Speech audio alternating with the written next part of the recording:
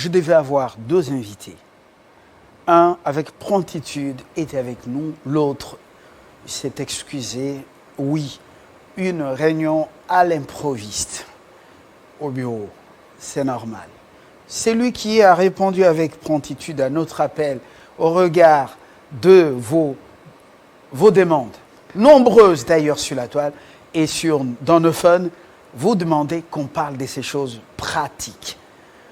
La formation professionnelle, valeur ajoutée à la qualification, comme me le disait autrefois, ici fois, Jean-Robert. Mais je reçois Alain Poutou, c'est pas Jean-Robert ce matin. Alain, bonjour.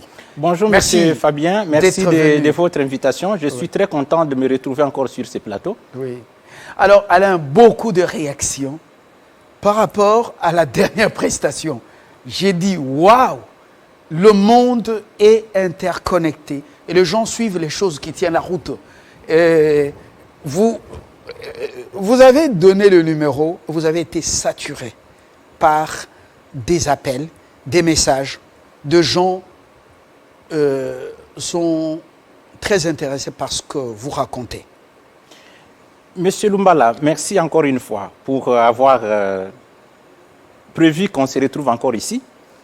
Pour moi, c'est un apostolat. Ça, je vous l'ai dit, lorsque vous m'appelez pour que je vienne parler, opiner sur l'emploi, c'est vraiment un apostolat. C'est-à-dire ici, je ne viens pas comme un chercheur, moi je parle comme un technicien. Toutes les réactions que nous avons reçues de partout, c'est parce que les gens ont compris qu'il fallait qu'on parle tel qu'on avait parlé. Ce sont des choses, comme je vous ai toujours dit, que les gens ne comprennent pas. Parce que les gens finissent les études, comme nous l'avons dit, ces gens se retrouvent au chômage.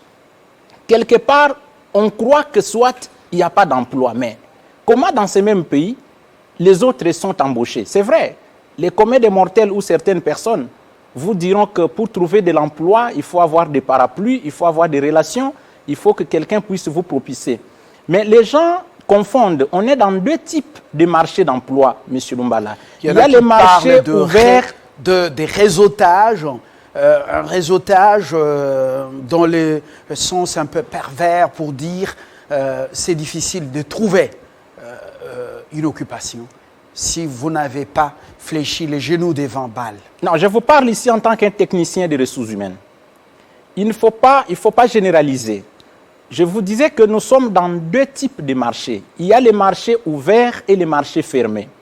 Les marchés fermés, c'est les marchés dont les communs des mortels continuent à dire que pour trouver de l'emploi, il faut avoir des relations. Je vais vous donner un exemple.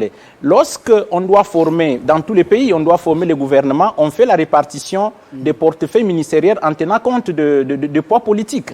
Et cela se suit aussi même au niveau de la répartition des entreprises.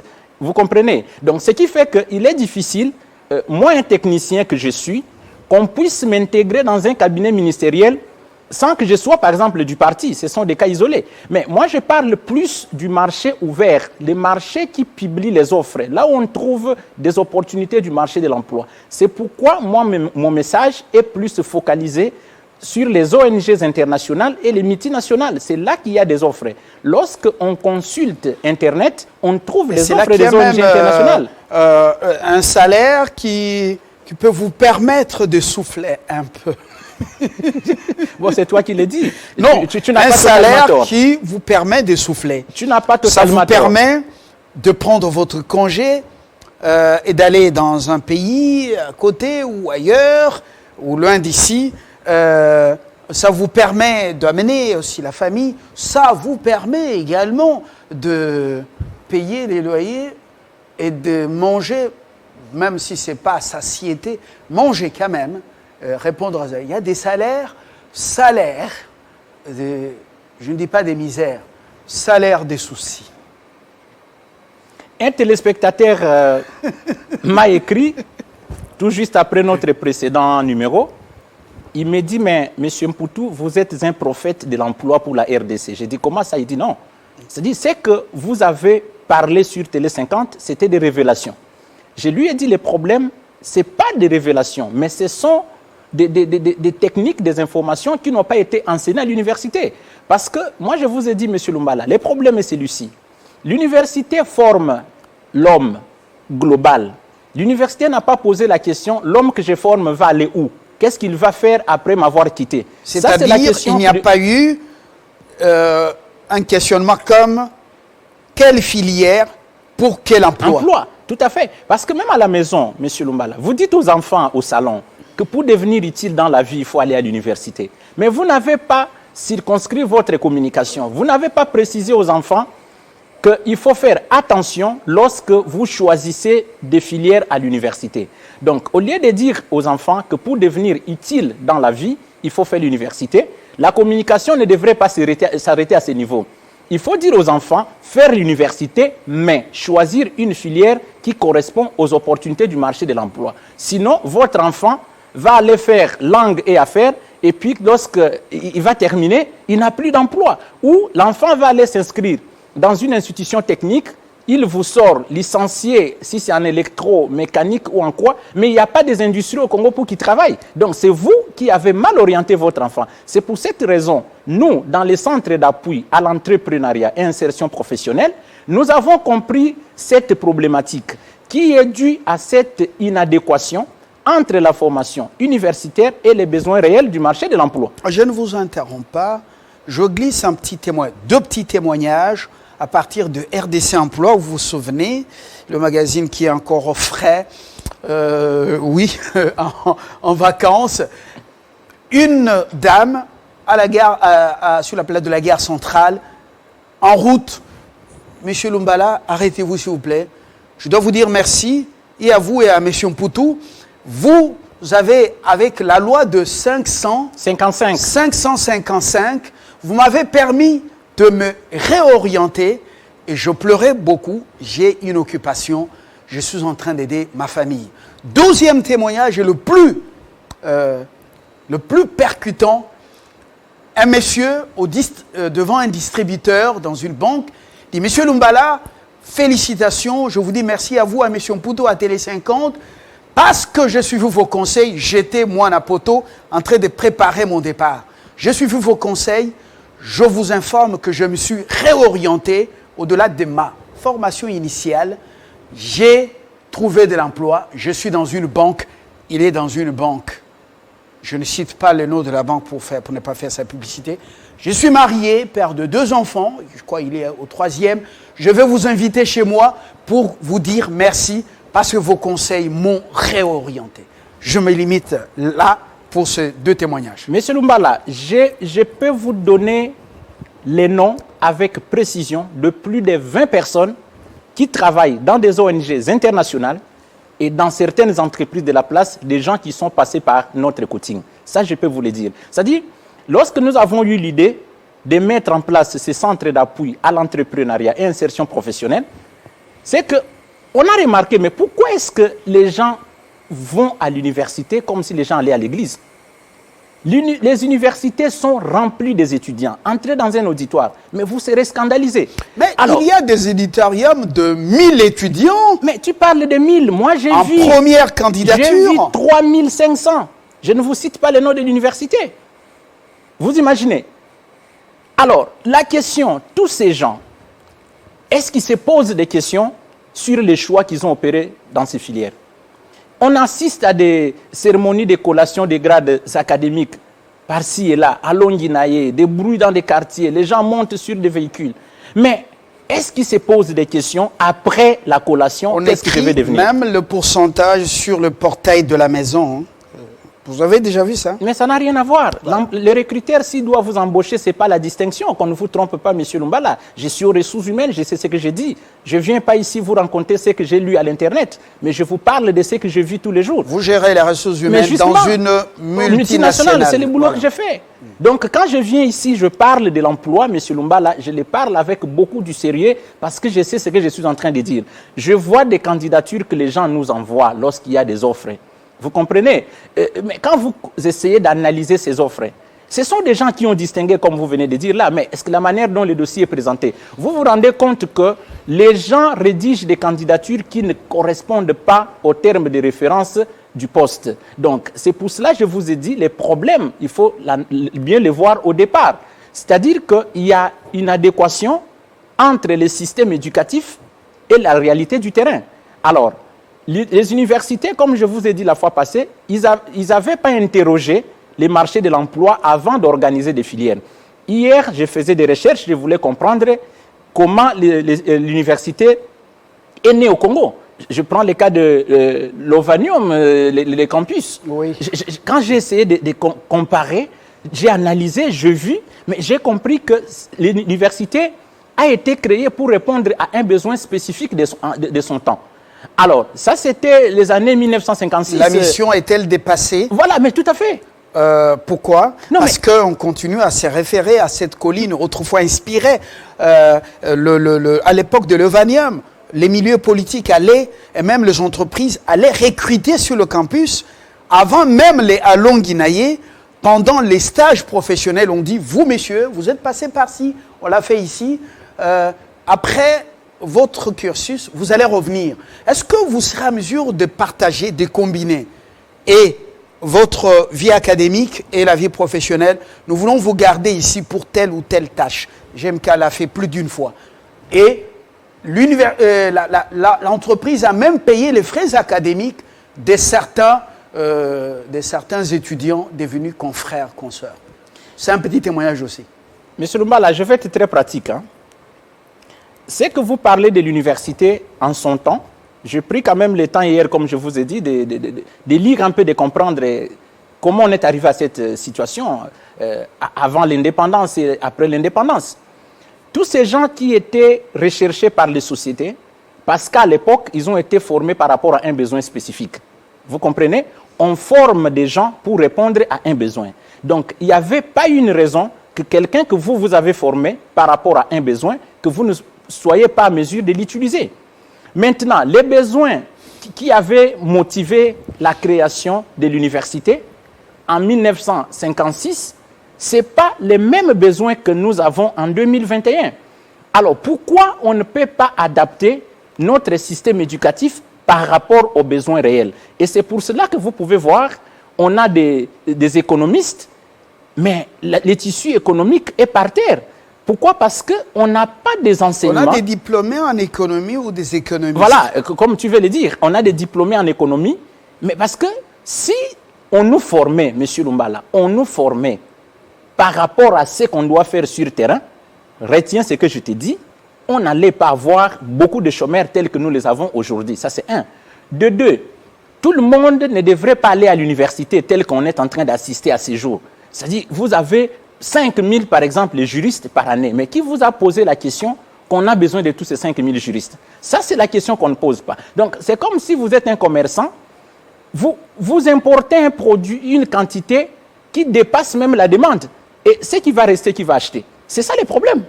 Et sur le plan aussi des contenus, je vous ai dit ici la fois passée, j'étais dans une institution supérieure de la place pour faire les études en sciences commerciales et financières. Cette institution, M. Lumbala, a 5 classes de première année. Alors, le cours de comptabilité est dispensé par 5 enseignants différents. La même institution, même degré. Tu sais ce que nous on faisait? On quittait l'auditoire de première année D pour aller s'infiltrer à l'auditoire de première année A, parce que les cours de comptabilité en première année A étaient dispensés par un inspecteur de l'IGF, M. Mokala Liria. Quand lui vous enseigne la comptabilité, M. Lumbala, vous comparez avec ce qu'on vous enseigne dans votre auditoire, mais vous vous posez la question, mais pourquoi les mêmes cours, mais le contenu n'est pas le même? Parce que l'autre, c'est un praticien, c'est un inspecteur des finances. Il vient vous enseigner la comptabilité tenant compte de ce qu'il constate dans des entreprises. Et c'est comme ça que nous, on quittait l'auditoire pour aller assister les mêmes cours de comptabilité. On était obligé de l'avoir 2 fois, chez 2 enseignants différents. Donc, c'est là que j'ai compris qu'il y a un grand écart entre la pratique et la théorie. C'est important. Très important. Et le feedback qu'on a, s'il est très encourageant, ça nous motive dans le sens qu'on ne prêche pas dans le désert.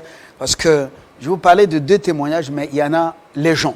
Alors, je reviens à ce que nous avons appelé réforme au niveau de l'enseignement supérieur et universitaire, même au niveau de l'EPSP, devenu EPST, je ne sais pas. Nous avons fait le tour de ce Congo dans le cadre de ces réformes. Chers amis, je découvre que c'était des réformes de bureaux. On n'a pas suivi ce qui était prévu. On a transformé les écoles. Vous savez que même les écoles techniques agricoles sont devenues aujourd'hui des humanités littéraires. L'IPN est devenue aujourd'hui, c'était des grandes écoles. C'est aujourd'hui une université avec le 3e cycle. L'ISTA est en train de basculer vers l'université. Je cherche aussi introduit le 3e cycle, je ne sais pas si ça y est déjà. On passe des grandes écoles qui ont formé des gens qui ont beaucoup donné dans cette Afrique. Arrivés à côté, à Bujumbura, au Burundi. Ceux qui tiennent l'enseignement dans la capitale, regardez, des licenciés, des gradués, tout ça, sont sortis des grandes écoles du Congo. Et ce sont les meilleurs. On ne se limite pas à ce pays. Alors, est-ce que ça a été bien pensé ou ça a été une erreur grave? Monsieur Lumbala, c'est une grosse erreur qui a été commise. Je vous ai dit ici au départ, normalement, on crée un établissement d'enseignement supérieur universitaire, c'est pour répondre à un besoin. Est-ce que les besoins du Congo actuel, c'est de multiplier des universités? Est-ce que c'est ce qui va résoudre le chômage? C'est-à-dire que le problème n'a pas été bien... Bon, malheureusement, excusez-moi, M. Lumbala, le problème c'est que quand on est technicien, on n'est pas dans la politique, on n'est pas trop écouté. On a des propositions concrètes qu'on pouvait faire. Moi, je vous dis, M. Lumbala, les jours où j'aurai la possibilité d'être en face des excellences, Monsieur le ministre de l'Enseignement supérieur universitaire et son collègue de la fonction publique et celui de l'emploi, je leur sortirai une proposition pratique. Laquelle? Je vous l'ai dit. Laquelle? Je vous l'ai dit. Parce que moi, je ne comprends pas. Ces gens, en fait, même quand on parle de réformes, mais est-ce qu'on associe ceux qui sont dans la vie pratique? Nous avons la cartographie du marché de l'emploi. Nous travaillons. On sait ce qui se passe. Quels sont nos besoins et quel genre de profil que nous recherchons. Et pourquoi les gens qui postulent, je vous donne un exemple, vous allez trouver une offre d'emploi sur Internet, on recrute un logisticien chez Médecins Sans Frontières. Mais cette offre est vue par plus de 500 personnes qui sont à la recherche d'emploi. Vous serez surpris que plus de 200 vont postuler, alors qu'on va recruter une seule personne. Mais maintenant, ceux qui postulent, est-ce qu'ils savent d'abord comment présenter la candidature? Que doit contenir un CV? Que doit contenir une lettre de motivation? Comment analyser l'offre qui est en face de vous? On a besoin d'un licencié en économie. Vous avez fait la communication. Est-ce que c'est la raison pour vous de ne pas postuler parce que le diplôme exigé n'est pas celui que vous avez? Alors tout ça, c'est nous qui recrutons, nous savons qui est-ce que nous cherchons. Même si dans l'offre, il y a certaines exigences, certaines conditions, mais comment se fait le processus de sélection? Vous comprenez? C'est-à-dire, quand on interroge les techniciens auront la possibilité de dire aux universités d'adapter vos enseignements par rapport aux besoins du terrain. Autrefois, à l'IEC, après le graduat 3 ans, nous sommes dans le système traditionnel, on rentrait directement dans la vie courante pour exercer. Et après 2 ans, on revenait pour la suite, pour la licence. La licence. Est-ce que c'est maintenu ce système? C'était une bonne façon de faire des choses. Je me pose même la question, est-ce qu'on doit avoir quelqu'un qui a un master en comptabilité? J'ai appris aussi que le système LMD, vous l'avez aussi dans cette belle institution que vous venez de citer ici. Mais est-ce que c'était important? Regardez un peu. À l'IEC, on formait des techniciens. on a besoin d'un comptable. Comme l'IPN formait les techniciens d'enseignement à l'époque de feu Kadima Kamoulété et Kambaï Boaché et tant d'autres. Et les ISP qui deviennent tous aujourd'hui des universités avec 3e cycle. On se demande finalement, nous, où est-ce que nous allons? Moi, j'ai fait confiance à ce nouveau ministre de l'Enseignement supérieur universitaire. Je pense que les jours où j'aurai la chance ou la grâce de les rencontrer, en tout cas, beaucoup d'universités, on va leur retirer l'agrément ou l'autorisation de faire les 3e cycles, les LMD. Là. On doit rentrer dans l'ancien système. Ma mère a 79 ans, M. Lumbala, elle a fait l'école d'apprentissage pédagogique. Les anciens moniteurs de l'époque.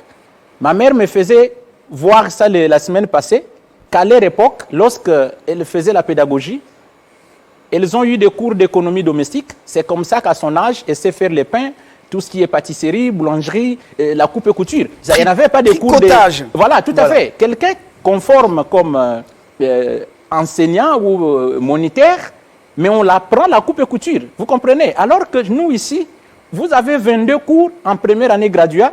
Vous avez les cours de mathématiques, vous avez les cours de l'histoire du Congo, vous avez les cours de philosophie, vous avez les cours de logique, expression écrite orale, vous avez les cours de méthode quantitative, vous avez maths fine alors que vous êtes étudiant en comptabilité. Quel rapport entre les métiers d'un comptable au bureau et tous ces différents cours-là que vous donnez à la philosophie vient faire quoi en premier graduat dans la formation d'un comptable, par exemple. Voilà. La philosophie vient faire vous comprenez? Étudier la philosophie des clients qui amènent leurs amis. Quelqu'un qui est étudiant en informatique, il a les cours de psychologie. Oui, mais non, forme la personne par rapport à ce qu'il doit faire. Ce que vous appelez, si c'est les cours de culture générale, mais envoyez les gens dans des bibliothèques. Je suis au Congo, vous m'enseignez l'histoire de l'Europe, je vais faire quoi avec? Est-ce que je ne peux pas lire les livres ou... Voilà, vous comprenez. Je vous dis que tout est parti de notre système éducatif. Et nous, les techniciens, nous insistons, et ça nous le disons clairement, les gens se retrouvent au chômage. La première cause, parce qu'il y a une adéquation entre le système éducatif et les métiers qu'il faut faire au bureau. Deuxième cause, c'est que les gens choisissent mal des filières. Comme je vous ai dit, quelqu'un qui a fini aux humanités littéraires, lorsqu'il doit aller à l'université, c'est la communication, les relations internationales, les droits, parce qu'il suppose que c'est la continuité de ce qu'il a fait à l'université. Alors qu'il y a certaines filières que nous avons ici dans notre système éducatif, excusez-moi, qui n'ont rien, aucun lien avec la réalité du terrain. Donc ces filières-là, je demanderai à son Excellence, Monsieur le Ministre, qu'on fasse des états généraux pour que certaines filières ne soient plus opérationnelles, qu'on ferme ça jusqu'à ce que les besoins vont se faire sentir pour ces mêmes filières et puis on peut alors demander aux gens de recruter les étudiants par rapport à ça. Autrement, vous allez déconcentrer les gens, ils vont aller à l'université parce que ces filières existent, en fin de compte, ils se retrouvent au chômage. Et j'insiste encore sur le fait qu'on devrait associer les techniciens aux professeurs, que nous puissions venir donner la partie pratique de ce qui se passe. C'est ça ce qu'on appelait autrefois la passerelle entre le monde académique et le monde professionnel. Cette passerelle. Mais concrètement, on a un problème de l'expérience professionnelle. Je termine mon cycle de graduat ou de licence, master dans une université d'ici ou d'ailleurs. Mais combien de temps on doit consacrer au stage professionnel, au stage académique, qui peut devenir un stage professionnel? Nous constatons que les papiers qui viennent des CANA sont des papiers froissés, des photocopies, c'est mal. C'est froissé même.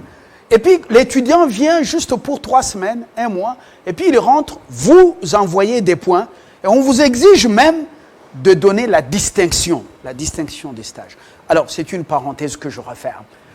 Combien de temps pour le stage académique avec possibilité d'un stage professionnel éventuellement?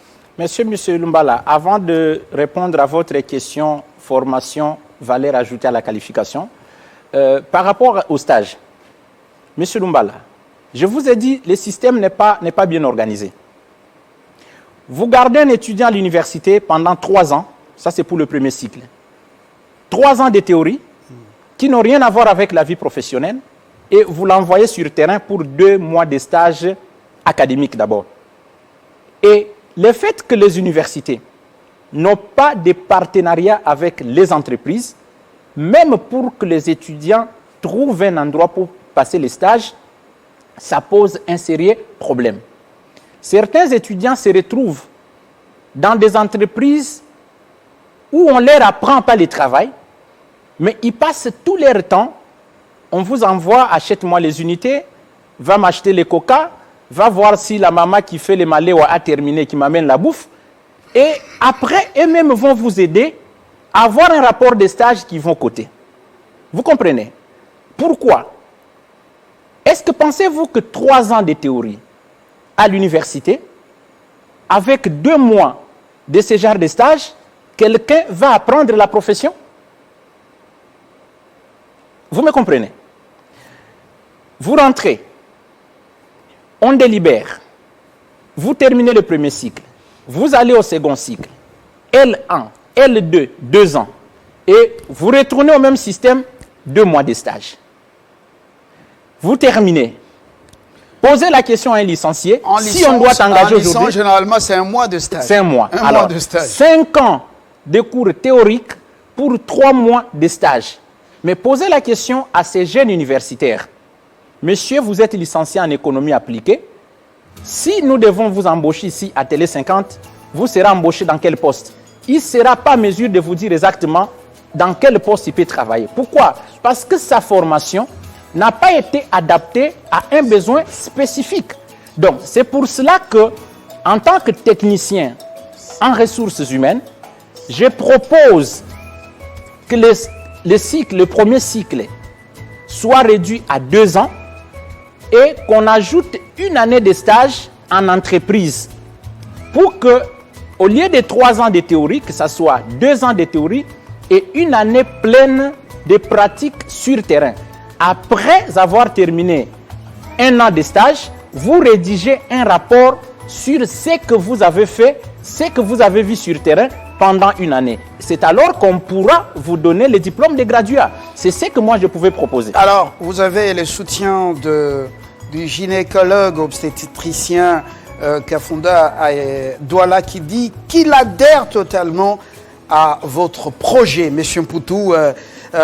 Bon, il aura peut-être un entretien avec vous en dehors du plateau. Donc, la fondation Odessa, qui est la fondation de son épouse, que nous saluons, est en train de vous suivre et est intéressé par ça pour la formation professionnelle. Continuez. Oui, donc c'est ça.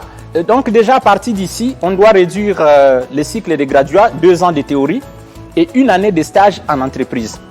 Ça, c'est important. 1 année de stage. 1 année de stage en entreprise. Je ne parle pas de stage où on vous envoie d'aller faire des photocopies. Je parle d'un stage d'1 année où on vous apprend la profession. 1 année de stage dans que l'entreprise, beaucoup d'entreprises deviennent méfiantes, refusent la concurrence. Et puis, ils refusent aussi un stage payé pour juste une prime.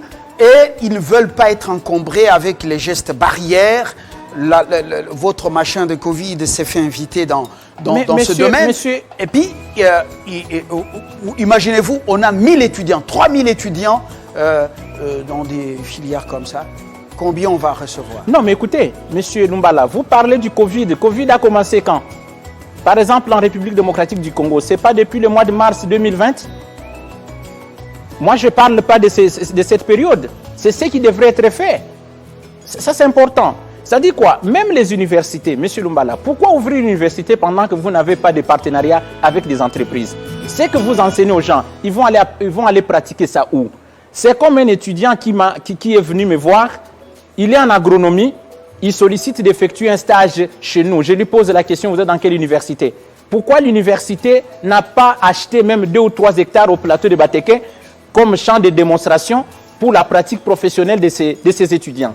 Vous avez une faculté d'agronomie, mais vous n'avez pas les champs. Comment on peut comprendre ça? Une université à qui on a donné l'agrément, on voit très bien qu'ils ont faculté d'agronomie, mais ils n'ont pas de champs. Comment on peut expliquer ça? Ça n'a pas de sens. Vous comprenez? Et puis, à part ça, M. Lumbala, le fait de réduire la durée du cycle d'études, Je vous ai dit, pour la partie du cours qui est confiée aux assistants, il faut prendre des assistants qui sont dans la profession. Vous voyez, vous recevez souvent un homme ici que j'apprécie beaucoup, un juriste brillant, maître Laurent Onyemba. Mais c'est un homme calé. Je me dis, vous voyez des gens comme ça, ce sont des gens qu'on devrait envoyer dans des universités pour qu'ils enseignent la pratique. À l'IGF ici, l'inspection générale des finances, on a combien d'inspecteurs? Si les entreprises font tout ce qu'elles font, mais ces entreprises ont des auditeurs, non? Ont des comptables. Mais si on peut mettre dans chaque institution qui a par exemple sciences commerciales et financières, économie ou sciences po, vous confiez les cours d'audit à un inspecteur des finances par institution, ils vont enseigner ce qu'ils font. Les cours de fiscalité, vous allez à la direction générale des impôts, vous cherchez les vérificateurs polyvalents des impôts, vous les envoyez dans toutes ces universités pour qu'ils enseignent la fiscalité. Monsieur Lumbala, à partir de l'auditoire, on apprendra ce qu'on attend de nous sur terrain. C'est pour cela, nous, au Centre d'appui à l'entrepreneuriat et insertion professionnelle, nous faisons des choses autrement. Qu'est-ce que nous avons fait? Après avoir constaté cette inadéquation entre le système éducatif et la formation universitaire, puisque les offres d'emploi qui sont publiées sur terrain ne correspondent pas aux facultés que nous avons dans nos universités, nous avons créé les centres d'appui à l'entrepreneuriat et insertion professionnelle. Au sein de ces centres, M. Lumbala, nous organisons formation des logisticiens, des techniciens en suivi et évaluation, des gestionnaires de projets, des assistants administratifs, des assistants financiers, des mobilisateurs communautaires. C'est-à-dire des formations qui correspondent aux offres d'emploi qui sont publiées. Et vous verrez par exemple, quand vous venez dans notre centre, tous les formateurs qui donnent formation au centre d'appui à l'entrepreneuriat et insertion professionnelle, dont je suis moi-même le coordonnateur, chaque formateur travaille dans une ONG internationale. Il vient enseigner ce qu'il fait sur terrain. Merci. Et pour cela, j'invite tous ceux qui sont à la recherche d'emploi de nous contacter à ce numéro 082 53 9 0016 082 53 9 0016 pour participer au séminaire qui sera organisé ce samedi sur les techniques de la recherche d'emploi et vente des compétences professionnelles. Alain Poutou, je vous remercie d'être venu. Je crois que c'est une contribution de taille à l'évolution de la chose, et surtout le monde académique et le monde professionnel. La valeur ajoutée à la qualification, la formation professionnelle, elle n'est pas obligatoire dans un auditoire de 1000 étudiants ou 500. Elle peut se faire en dehors. Tout le plaisir a été pour moi. Bonjour et très bonne suite des programmes sur votre chaîne. Et avec plaisir, très prochainement, sur un autre sujet. Au revoir.